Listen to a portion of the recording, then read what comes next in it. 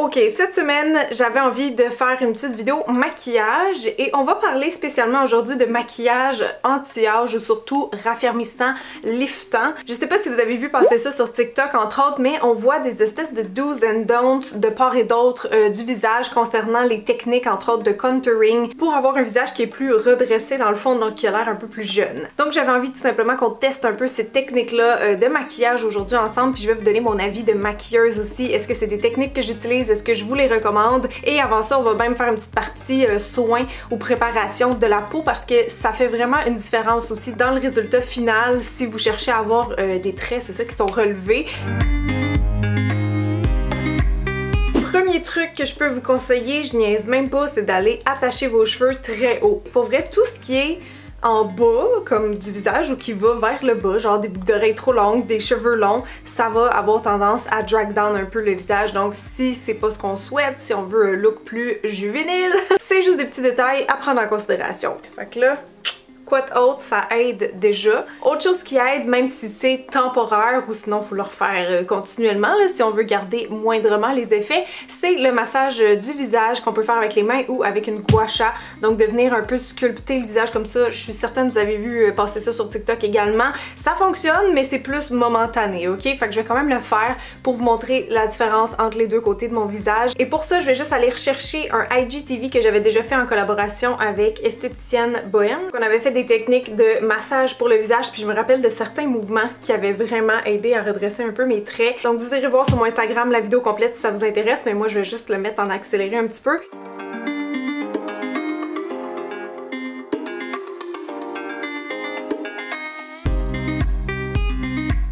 Bon, fait que c'est certaine que j'étais un peu rouge de ce côté-ci, avec la circulation activée, mais je sais pas si vous pouvez voir une petite différence. Moi, en tout cas, je me sens plus tonifiée de ce côté-ci. J'en ai pas avec moi dans le moment, mais sachez qu'il existe aussi des masques, en fait, qui s'attachent derrière les oreilles, qui viennent jouer sur le double menton, qui vont aider à faire un V, un visage plus lifté. Ça existe aussi en version réutilisable, en fait, pas jetable, donc avec du produit dedans, si on veut. Il y en a que c'est juste comme une bande qui aide à muscler le visage, si on veut. Et dans les photoshoot, on voit beaucoup ça de nos jours. Il existe des espèces de tape en fait qui s'attachent à l'extrémité des yeux et qui aident à tirer vers l'arrière un petit peu pour dégager, tu sais, ouvrir plus le regard. Et ça se photoshop bien. Donc c'est ça le but un peu là. C'est pas vraiment pour porter dans la vraie vie parce qu'on verrait quand même un peu les tapes avec les cordes. Mais bon, sachez que ça existe. Maintenant, pour ce qui est des produits, à la maison, il y a quand même des ingrédients naturels qui peuvent vous aider à avoir une peau plus tonifiée et liftée. Je pense entre autres au blanc d'œuf. Il y a le miel aussi qui a des propriétés anti-âge intéressantes, peut-être aussi à cause du côté collant,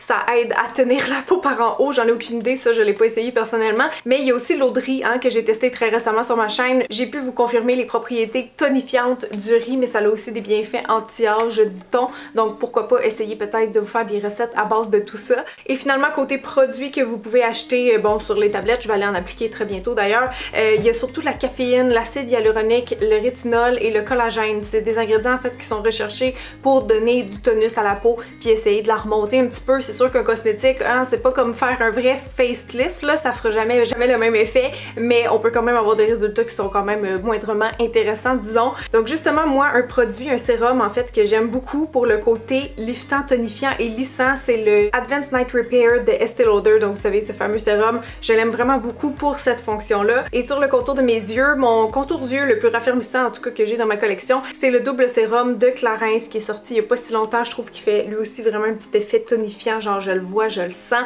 Donc je vais appliquer tout de suite ces deux produits-là pour commencer, juste à droite.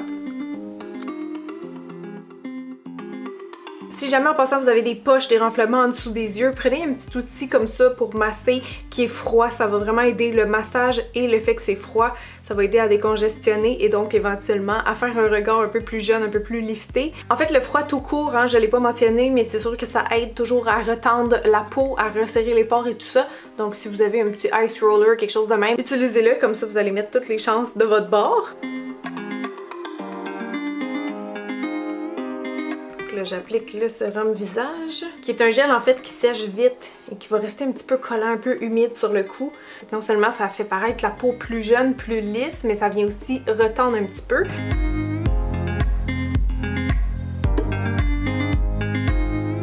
Ok, Ok, donc c'est tout pour la partie soins. Maintenant, on embarque dans le maquillage et je vais aller mettre mon fond de teint juste avant de vous parler des techniques de contouring parce qu'évidemment, on a besoin d'avoir un beau teint uniforme avant de se lancer dans tout ce qui est highlight et contour. Et dans mes fonds de teint, pour ce côté-ci, j'ai le fond de teint Reboot de Makeup Forever qui a un petit effet raffermissant, donc il peut être un bon choix anti-âge. Mais j'ai comme le goût aussi de mettre le nouveau de Charlotte Tilbury Beautiful Skin. Je l'ai testé d'ailleurs sur mon TikTok puis je l'ai trouvé exceptionnel. Genre, j'ai hâte de le reporter. Fait que soit je vais faire un petit mélange des deux ou je vais mettre lui en fine couche sur ma peau suivi de celle-là parce qu'il y a plus de couvrance puis plus de lumière. Je sais pas ce que ça va donner ce combo-là, mais je vais peut-être faire ça. Puis de l'autre côté, ben j'irai appliquer un fond de teint régulier qui a pas d'effet anti-âge quelconque.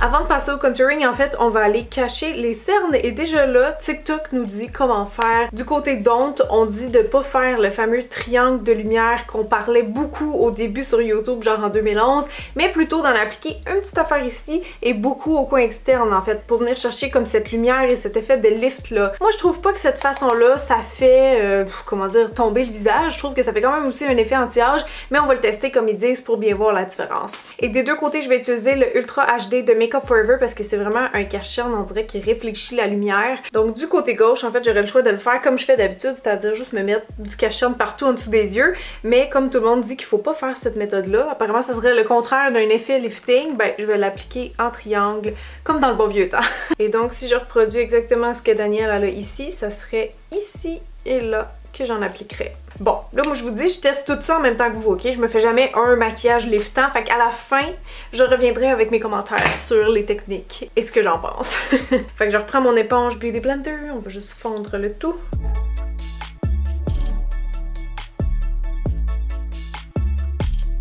Je pense que si on regarde comme ça, on voit quand même bien la différence. Par contre, je trouve juste que de ce côté-là, j'ai l'air plus cerné et que mon œil est un peu plus ouvert vu qu'il y a moins comme de blanc qui pousse par en dessous. C'est pas mal ça que je trouve. Là, c'est vrai, on embarque dans la portion contouring. Donc, j'ai un petit template ici qui va vous montrer rapidement, grosso modo, tu sais, où est-ce qu'on s'en va avec ça. Mais je trouve que c'est important de comprendre c'est quoi les ombres et les lumières puis pourquoi on veut les placer à tel ou tel endroit dans le visage. Dans le fond, les couleurs foncées, ça a tendance à creuser, donc amincir le visage. Et toutes les couleurs pâles, c'est le contraire. Ça va venir mettre en valeur un volume. Ça va grossir. Donc, tu sais, si on veut une pommette saillante, c'est sûr que de se mettre du highlight ici, c'est une bonne idée, par exemple. Après, pour ce qui est d'un facelift, ben on peut imaginer que tous nos ombrages et nos lumières vont être plus hauts dans le visage parce que c'est vraiment comme ils prennent votre peau puis vous la ramassent à la hauteur des oreilles. Fait que et les lumières et les ombrages ont l'air plus liftés, donc plus haut. Je vais faire mon placement habituel du côté gauche, donc si je touche ma joue, c'est ici mon creux de joue et c'est là normalement que j'appliquerai ma poudre ou mon fard crème foncé pour faire l'effet contour. Sinon, c'est pas rare aussi que je vais en ajouter un petit peu en pourtour de mon front comme ça. Ça va aider à faire un effet un peu plus 3D en fait. Par contre, de ce côté-ci, ce qu'on suggère en fait, c'est de venir creuser la tempe, mais en faisant un mouvement ascendant, puis on va mettre donc notre tempe, notre ombrage de tempe quand même assez haut. Donc encore une fois, toujours en me fiant sur TikTok, je l'appliquerai ici. Voilà, une espèce de ligne ou d'un petit triangle comme ça ici, ça fonctionne. Et pour ce qui est du creux de joue, ben j'irai le faire pas mal plus haut. Et ça, c'est quand même assez déstabilisant pour moi, je vous avoue, parce que je suis pas habituée de mettre ça là, ça me fait comme vraiment drôle, mais bon, on va l'essayer comme ils disent, parce qu'il faut quand même que je me laisse la place pour le blush et le highlight. Donc le petit sandwich, il remonte aujourd'hui, ok? Je vais aller fondre tout ça immédiatement, puis en passant, j'ai pris une couleur beaucoup trop orangée pour faire du contour. Je viens juste de réaliser qu'en fait, c'est un bronzing stick. Je l'avais beaucoup aimé là, dans la vidéo que je l'ai découvert avec vous, ce produit-là de Milk, mais là, j'ai même pas pensé que c'était pour bronzer et non faire du contour, mais bon, vous allez voir quand même l'effet foncé. C'est juste que pour faire des ombrages réalistes dans la vie, c'est toujours mieux de prendre des sous-tons froids ou neutres plutôt, mais pas chauds, tu sais. Fait que en tout cas, fait que là j'estompe ça pas mal comme je ferais d'habitude. Vous voyez comment ça vient mettre de l'emphase sur le teint, le visage. Alors ici même chose, mais on fait nos petits mouvements ascendants. Bon, juste pour que vous voyez encore mieux ce que je fais, puis essayer d'enlever un petit peu de couleur chaude, je vais repasser avec ma poudre de Makeup Forever, exactement sur ce que je viens de faire. Je Je vais poursuivre avec le blush, ça sera pas très long, j'utilise celui de Charlotte Tilbury en crème. Donc normalement, moi, mon placement de blush il est vraiment quand même au milieu de ma joue, c'est-à-dire sur ma pommette. Donc à peu près ici, et oui, je l'applique en remontant quand même. Et ben, de ce côté, il faut faire en fait vraiment une ligne en haut de notre brun, ici comme ça. Ouais, ça serait ça. Donc j'estompe tout ça.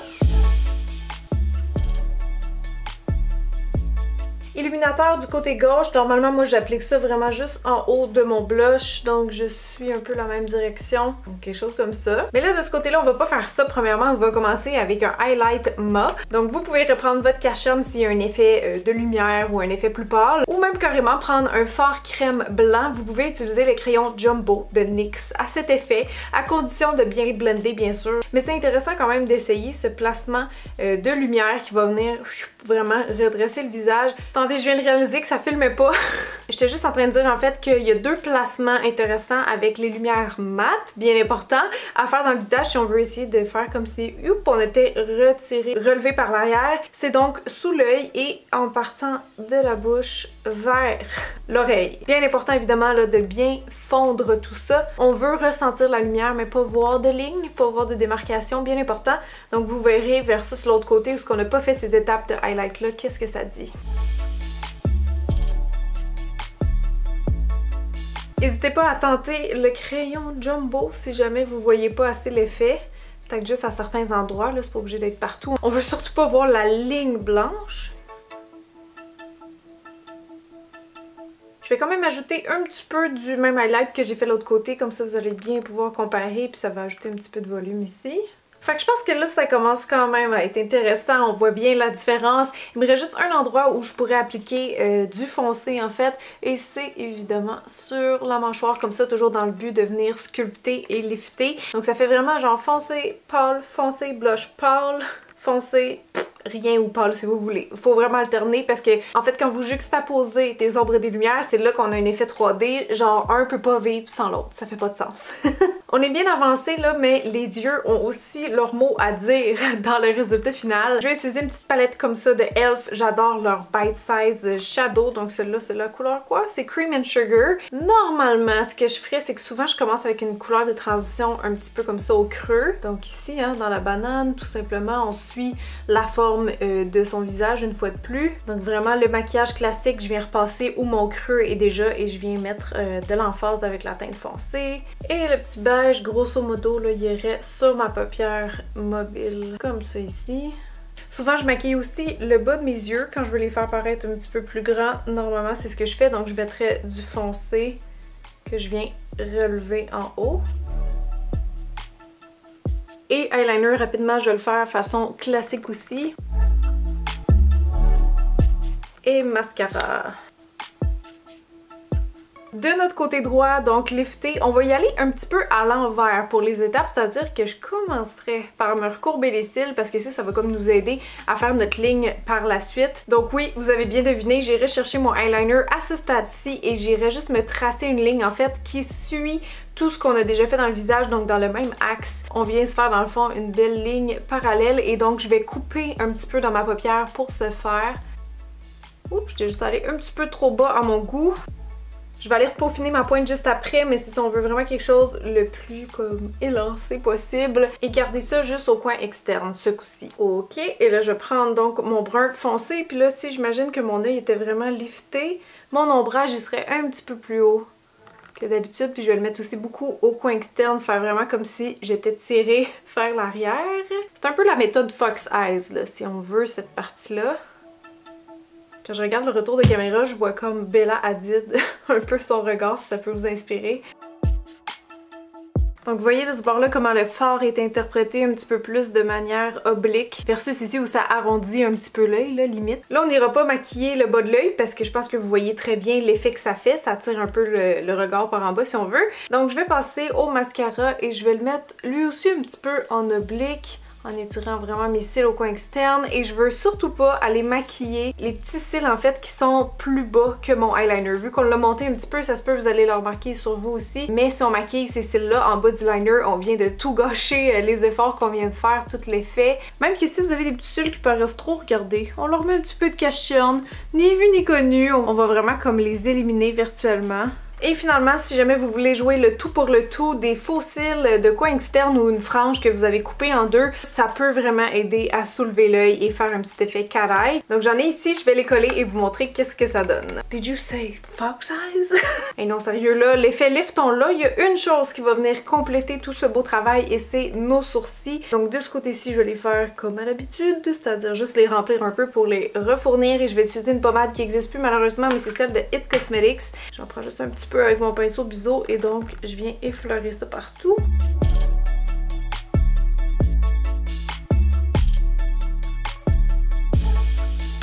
De ce côté-ci maintenant, la seule chose qui changerait, c'est que ma queue de sourcil, en fait, je la ferais un petit peu plus élevée qu'à l'habitude. Parce qu'encore une fois, on veut conserver juste la logique de toutes nos lignes parallèles.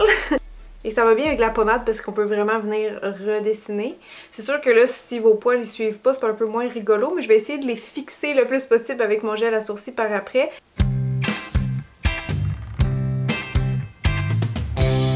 Vous pouvez remettre un petit peu de highlight juste en dessous si ça vous aide. Et là, bien sûr, avec un bon gel à sourcils, on va pousser tout ça vers le haut. Touche finale, j'ai fait mes lèvres et là j'ajoute un petit peu de fixatif seulement de mon côté droit. Et pas n'importe quel, je suis allée chercher mon Glow Mist de Pixi parce que, ben dites-vous simplement en fait que si votre peau est tendue, elle réfléchit mieux la lumière. Donc d'avoir une peau d'apparence plus hydratée et plus lisse, même grâce à des fixatifs comme ça, ben ça peut jouer dans la balance au final. Donc le maquillage ou les maquillages plutôt sont complétés. Côté gauche, ça ressemble quand même un petit peu à ce que je me fais habituellement, je dois dire. Et du côté droit, ben on a une version beaucoup plus étirée de mon visage. Pas que j'en ai spécialement besoin, je trouve, à presque 30 ans. Mais c'est sûr que d'utiliser, je pense, des petites techniques là-dedans, pas obligé de tout combiner non plus, ça peut effectivement faker une apparence de peau plus ferme et plus lisse, plus liftée, donc plus jeune. Après, je vous avouerai que ce que j'aime moins de ce genre de petits tutoriels super quick sur Instagram, sur TikTok, c'est que c'est pas vraiment expliqué en fait. On n'est pas du tout dans le détail, dans la compréhension. Puis pour moi, comme je disais, c'est super important qu'il y ait quelqu'un qui comprenne pourquoi ils se mettent du foncé à tel endroit et du pâle à tel endroit, parce que sinon des fois on fait juste comme copier-coller des tendances puis ça fait pas vraiment de sens. Donc c'est surtout au point de vue morphologique, je pense que c'est bien quand même de l'adapter à vous et pas seulement copier-coller juste pour suivre un trend. Donc c'est ce que j'ai fait un petit peu aujourd'hui pour vous montrer. Je suis quand même curieuse de connaître votre avis, quel côté vous préférez sur moi. Je pense personnellement qu'un heureux mélange de tout ça pourrait me convenir, mais comme je dis, c'est vraiment du cas par cas, chaque visage est différent. Sentez pas le besoin de faire ça absolument, surtout pas si vous avez genre 20 ans comme la plupart des filles qui montrent ces techniques-là sur TikTok. Sur une peau mature, il y aurait un peu plus de challenge que ça. Il faudrait quand même l'adapter encore une fois. La texture de la peau sera pas la même forcément. Fait que voilà tout le monde, merci d'être passé sur ma chaîne. Je l'apprécie vraiment beaucoup. Je vous fais des bisous et je vous dis à la semaine prochaine. Bye bye!